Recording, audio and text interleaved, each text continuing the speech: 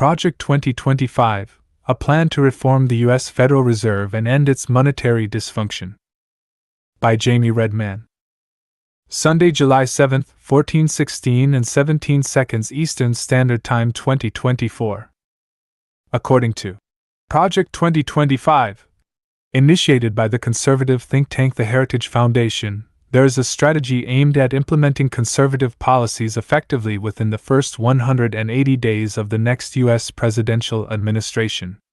An integral part of this plan, aside from reinforcing the core principles of conservatism, is to eliminate the independence of the U.S. central bank and address what is termed the Federal Reserve's monetary dysfunction.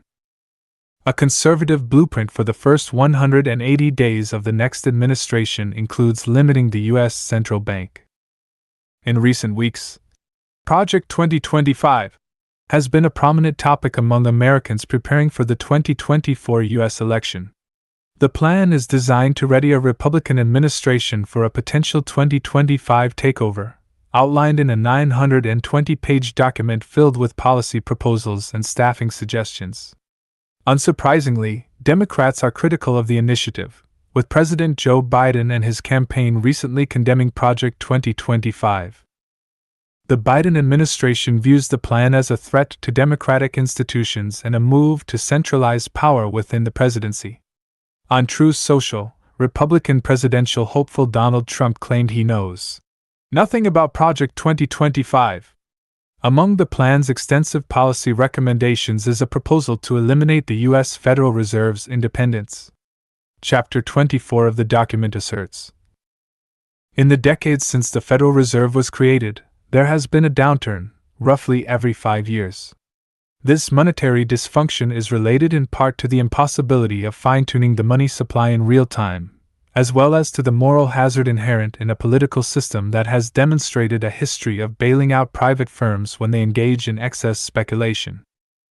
Project 2025's segment on the U.S. Central Bank further asserts that political influence has driven the Federal Reserve to leverage its regulatory authority over banks to support initiatives that are politically advantageous, including those related to environmental, social, and governance (ESG) goals.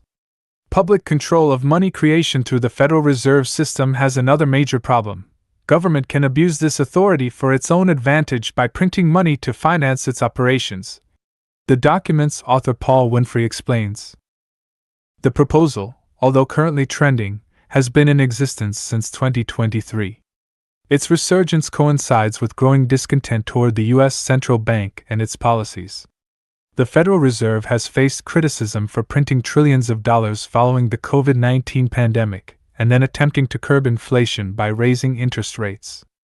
Recently, two lawmakers, Republican Senator Mike Lee and Republican Representative Thomas Massie, introduced bills to abolish the Federal Reserve. For years, several politicians, including former Congressman Ron Paul, have advocated for ending the Fed. Project 2025 aims to wind down the Federal Reserve's balance sheet and restrict future expansions to U.S. Treasuries. The plan also seeks to end the Fed's practice of paying interest on excess reserves and steer the economy toward free banking.